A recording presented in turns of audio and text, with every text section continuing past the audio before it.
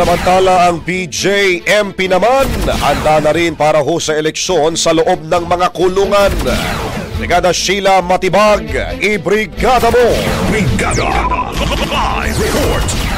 Handang tumulong ang Bureau of Jail Management and Penology o BJMP sa higit 31,000 na mga botante sa loob ng mga piitan sa Pilipinas para sa midterm elections.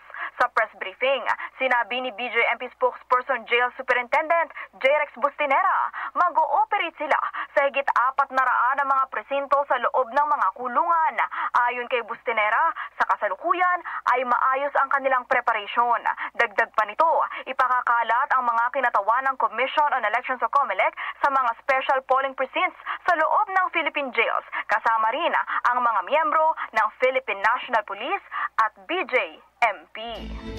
In the heart of changing lives, ako si Brigada Sheila Matibag ng 105.1 Brigada News FM Manila, The Music and News Authority.